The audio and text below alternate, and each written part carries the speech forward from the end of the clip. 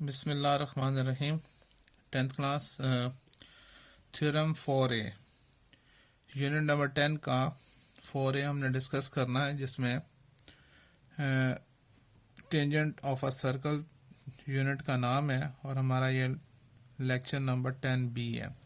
Statement ये कहती है कि if two circles touch externally, मैंने यहाँ पे सर्कल दो ड्रॉ किए हैं और ये दोनों के दोनों सर्कल एक दूसरे को एक्सटर्नली टच कर रहे हैं। इसका सेंटर ये है और इसका सेंटर ये है। ठीक है, कहता ये है कि if two circle touch externally, अगर दो सर्कल एक दूसरे को एक्सटर्नली एक पॉइंट पे टच करते हैं, then the distance between their centres, यानी इस सर्कल के इस सेंटर और इस के सेंटर से जो डिस्टेंस है, कहता है इज इक्वल टू दी, वो इक्वल टू किसके है, to the sum of their radii, दोनों के रेडियस के सम के इक्वल है। लाजमी बात है, इस सर्कल का जो रेडियस है वो यहाँ से लेकर इस सर्कल के पॉइंट तक है और इस सर्कल का जो रेडियस है वो सर्कल के सेंटर से इस पॉइंट पर है। तो दोनों रेडियस का जो सम होगा वो इक्वल टू होगा इन दोनों के सेंटर से जो डिस्टेंस है उसके इक्वल होगा। ठीक है, तो हमने यहाँ पर दो सर्कल ड्रॉ कर लिए हैं। एक के सेंटर को हम डी के नाम से, एक ये डी है इसका, और इसको हम एफ कह देते हैं। ठीक है, और ये दोनों के दोनों जो उनसे हैं, एक पॉइंट सी है वो सी पे इंटरसेक्ट कर रहे हैं, मतलब सी पॉइंट पर ये दोनों जो सर्कल है वो एक्सटर्नली टच करते हैं। तो सबसे पहले तो हम गिवन लिखते हैं कि हमारे पास है क्या। ठीक है, तो गिवन में यहाँ पे लिखते हैं given is equals to G. Given में हमारे पास क्या है कि टू सर्कल्स जिनका with centres D and F, लिखते हैं यहाँ पर टू सर्कल्स विद सेंटर क्या है, डी एंड एफ रेस्पेक्टिवली। ठीक है, रेस्पेक्टिवली यानी दो सर्कल हैं जिनका जो सेंटर है, एक का डी है और दूसरा F, touch each other externally at point C. हम यहाँ पे लिखेंगे टच एक्सटर्नली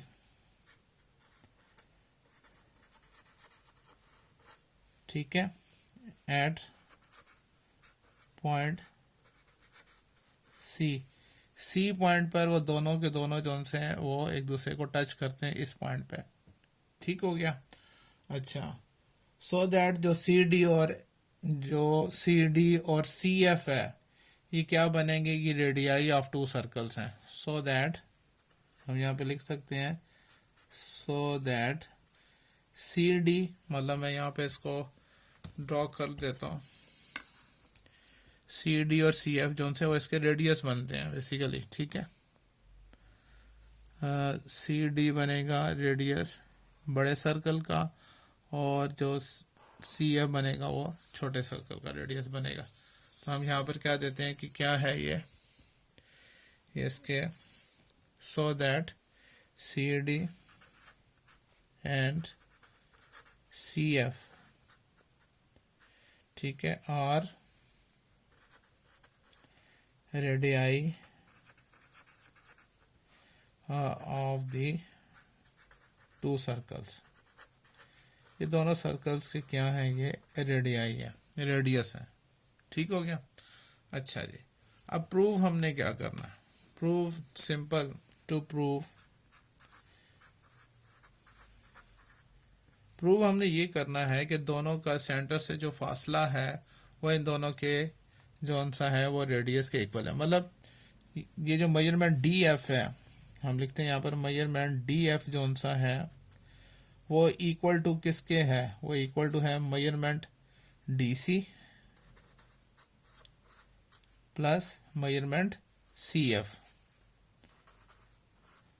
ये हमने प्रूव करना है, यानी डी से एफ का दोनों के सेंटर से जो डिस्टेंस है वो किसके इक्वल है, इसके रेडियस प्लस इसके रेडियस के इक्वल है, जो हमने यहाँ पर लिख दिया। कंस्ट्रक्शन हमने क्या करनी है, हम यहाँ पे कंस्ट्रक्शन की हेडिंग देते हैं, कंस्ट्रक्शन।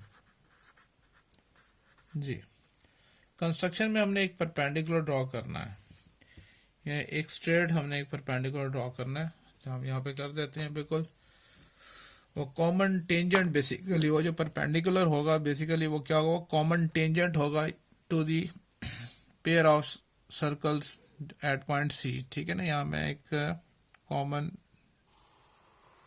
ये टेंजेंट, ये कॉमन टेंजेंट हमें ड्रॉ कर लिया, ए सी और बी। इसको कॉमन टेंजेंट इसलिए कहते हैं कि ये एक ही वक्त में एक पॉइंट पर जो सी वाला पॉइंट है उससे गुजर रहा है, उस सी पॉइंट पे ये वाला सर्कल और ये वाला सर्कल दोनों एक दूसरे को टच करते हैं। तो ये एक ऐसी लाइन, टेंजेंट हमने पहले भी डिस्कस किया था, एक ऐसी स्ट्रेट लाइन जो सर्कल को बाहर से एक्सटर्नली किसी एक पॉइंट से टच करते हुए गुजरे तो वो टेंजेंट कहलाता है। तो ये टेंजेंट इसका भी है, छोटे सर्कल का भी है और इस बड़े सर्कल का भी है। तो ए सी बी हमने एक जौन सा है कॉमन टेंजेंट हमने यहाँ पे ड्रॉ किया है, तो हम वो लिख सकते हैं इसके लिए क्या, कि ड्रॉ, यहाँ पे लिखेंगे ड्रॉ ए सी बी। ये हमने एक लाइन ड्रॉ की है, इस लाइन का ऊपर सिंबल डाल देंगे एज आ कॉमन टेंजेंट। ये क्या है, ये कॉमन टेंजेंट है to the pair of circles at C पर। क्लियर हो गया? अच्छा जी, अब हम इसको करते हैं प्रूफ। तो प्रूफ के लिए हमें क्या करना होगा, एक टेबल बनाएंगे, ठीक है, और टेबल में हम जो सा है प्रूफ में इस तरह से एक टेबल ड्रॉ कर लेते हैं। एक तरफ स्टेटमेंट्स हो जाएंगी और एक तरफ जो सी उसकी रीजंस हो जाएंगी। ठीक है, तो यहाँ पर हम ये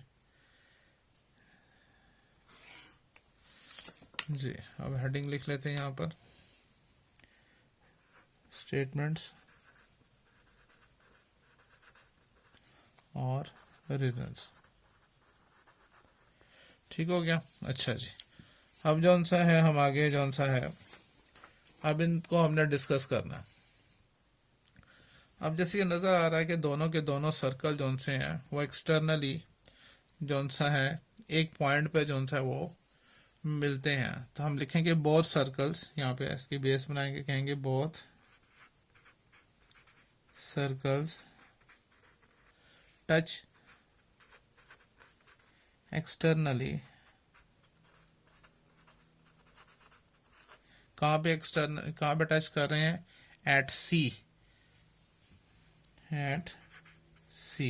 ठीक है, और उसके साथ जौन सा है सी डी क्या है, सी डी बेसिकली क्या है, ये एक रेडियल सेगमेंट है, वेयर, हम इसी के साथ आगे एक्सप्लेन कर देते हैं, वेयर एज जो सी डी है इज रेडियल सेगमेंट। ये क्या है, रेडियल सेगमेंट है, ठीक है, और ए सी डी जौन सा है वो क्या है, सॉरी हमने कहा है सी डी, तो हमने कहा कि ये क्या है, ये रेडियल सेगमेंट है। तो ए सी बी क्या है, वो कॉमन टेंजेंट है, एंड ए सी बी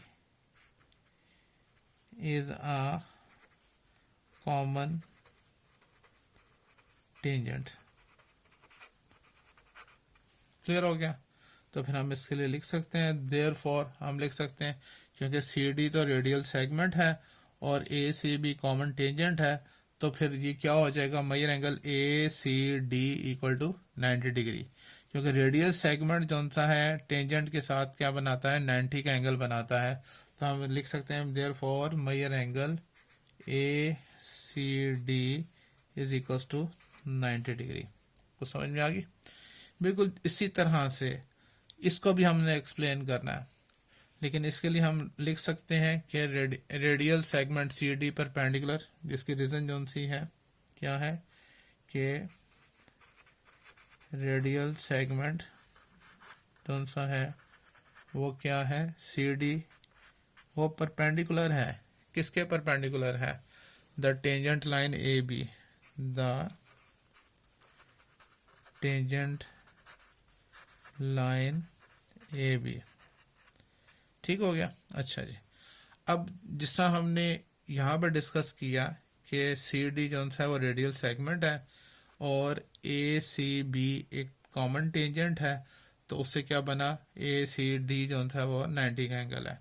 इसी तरह से हमने कहना है कि सी एफ जो है वो रेडियल सेगमेंट है और ए सी बी ये क्या है, ये कॉमन टेंजेंट है, तो measure angle A C F is equal to 90 degree. ये भी हमने इस सेम जैसे हमने ऊपर वर्किंग की है, सेम यहाँ पर भी हम वर्किंग करेंगे। ठीक है, अब थोड़ा सा मैं इसको यहाँ पे और क्लियर कर देता हूँ। हम लिखते हैं यहाँ पर सिमिलरली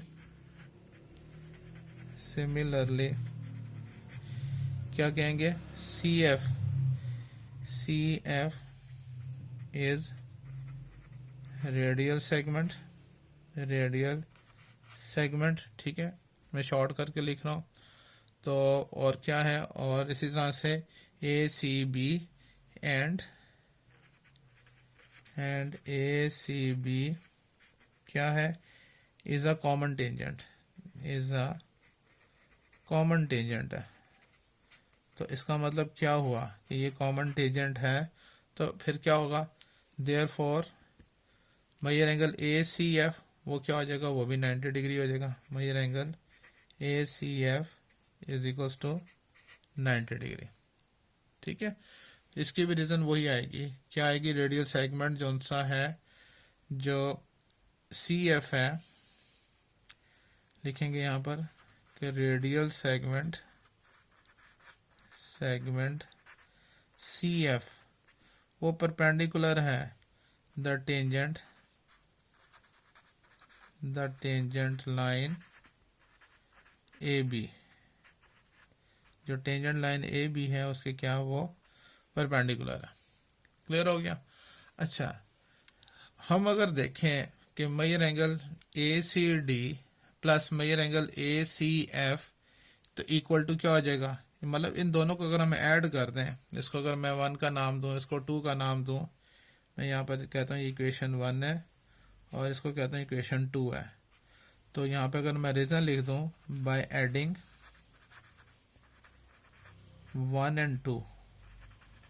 और 2 को मैंने ऐड करना है, तो लेफ्ट हैंड साइड में लेफ्ट हैंड साइड ऐड होगी। मतलब क्या होगा, यहाँ पर मैं लिखता हूँ यहाँ पर कि major angle A C D plus इसमें ये है major angle A C F और equal to right hand side क्या है 90 डिग्री प्लस ये वाली 90 डिग्री। ठीक है, तो फिर ये जो सा है, हमने कहा कि ए सी डी प्लस ए सी एफ 90 प्लस 90 हो गया। तो हम तो कह रहे हैं कि जो डी सी एफ है, ठीक है, major angle D C F वो किसके इक्वल टू हो गया, 180 के हो जाएगा। ठीक है ना, ए सी डी प्लस ए सी एफ वो किसके इक्वल होता है, डी सी एफ के इक्वल है। मतलब ये एंगल और ये एंगल प्लस करें तो डी सी एफ पे आएगा जो कि 180 डिग्री है। ये सम ऑफ सप्लीमेंट्री एडजेसेंट एंगल्स कहलाते हैं, सम ऑफ सप्लीमेंट्री एडजेसेंट एंगल। ठीक है, एडजेसेंट एंगल्स में शॉर्ट करके लिख रहा हूँ, आपने पूरा लिखना है। क्लियर हो गया। तो ये है, तो हेंस ये क्या प्रूव हुआ कि ये जो D C F is a line, D C F एक ऐसी लाइन सेगमेंट है विद पॉइंट सी जो है वो बिटवीन किसके है, डी और एफ के। तो हमने ये प्रूव कर दिया कि डी एफ जो है वो इक्वल टू किसके है, measurement D C plus measurement C F.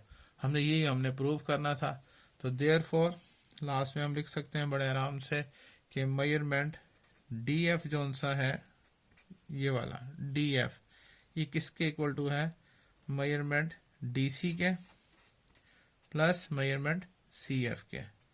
यही हमने जो सा है वो प्रूव करना था। बहुत आसान सा थ्योरम है। आपने गिवन में ये कहना है, गिवन में थोड़ा सा रिपीट कर देता हूँ कि 2 सर्कल, ये 2 सर्कल हैं जिनका सेंटर डी और एफ है, ये एक्सटर्नली एक पॉइंट सी पर मिलते हैं। सो दैट इस तरह से मिलते हैं कि जो सी डी और जो सी एफ है, ये दोनों सर्कल्स के क्या हैं, ये बिलतरतीब इनके रेडियस हैं। प्रूव ये करना है कि दोनों सर्कल के सेंटर से जो डिस्टेंस है यानी डी से एफ, वो दर हकीकत इक्वल है इन दोनों के रेडियस के सम के इक्वल है। यानी डी एफ हमने कहा कि वो इक्वल किसके है, इस बड़े सर्कल का रेडियस क्या है डी सी प्लस छोटे सर्कल का रेडियस क्या है सी एफ, उन दोनों के सम के इक्वल है। कंस्ट्रक्शन हमने ये की, हमने एक कॉमन टेंजेंट ड्रॉ किया ए सी बी, एक कॉमन टेंजेंट ड्रॉ किया। वो इसलिए कॉमन कहलाता है, वो सी पॉइंट से गुजरता है और सी एक ऐसा पॉइंट है जहाँ पे ये दोनों सर्कल एक्सटर्नली एक दूसरे को मिलते हैं। हमने ये थोड़ी सी बेस बनाई, हमने कहा कि बोथ सर्कल्स जो से हैं they meet at a point C, ठीक है। फिर हमने ये कहा कि वेयर सी डी क्या है, ये एक रेडियल सेगमेंट है और ए सी बी जो सा है वो एक कॉमन टेंजेंट है। तो इसका मतलब क्या हुआ कि major angle A C D equal to 90 degree, क्योंकि radial segment C D perpendicular होता है the tangent line A B के। उसी तरह से हमने कहा सिमिलरली जो सी एफ है ये एक रेडियल सेगमेंट है और ए सी बी जो सा है वो इनमें कॉमन टेंजेंट है। तो सेम हमने कहा कि major angle A C F जो सा है वो क्या है, वो 90 डिग्री है। पहले वाले का इक्वेशन 1 का था, इसको इक्वेशन 2 का है। दोनों को ऐड करना, तो लेफ्ट हैंड साइड में लेफ्ट हैंड साइड ऐड होगी, यानी measure angle A C D plus measure angle A C F equal to 90 plus 90 करेंगे तो वो 180, क्योंकि दोनों का सम का जो एंगल है यानी ए सी डी ये वाला एंगल और ए सी एफ और ये वाला एंगल, तो हमने कहा कि ये वाला एंगल और ये वाला एंगल इक्वल टू जो है 90 प्लस 90 है और ये दोनों एंगल का सम किसके इक्वल है, वो स्ट्रेट लाइन के इक्वल है डी सी एफ के, तो वो तो है 180 के। तो हमने कहा सम ऑफ सप्लीमेंट्री एडजेसेंट एंगल्स, तो हेंस ये प्रूव हो गया कि जो डी एफ है जो कि दोनों सर्कल के सेंटर से जो डिस्टेंस है वो दर हकीकत इक्वल है, दोनों के रेडियस के सम के इक्वल है, और यही हमने इसको प्रूव करना है। उम्मीद है ये भी आपको थ्योरम समझ में आया होगा। अगर कोई प्रॉब्लम है तो आप ज़रूर डिस्कस कीजिएगा। अल्लाह हाफिज़।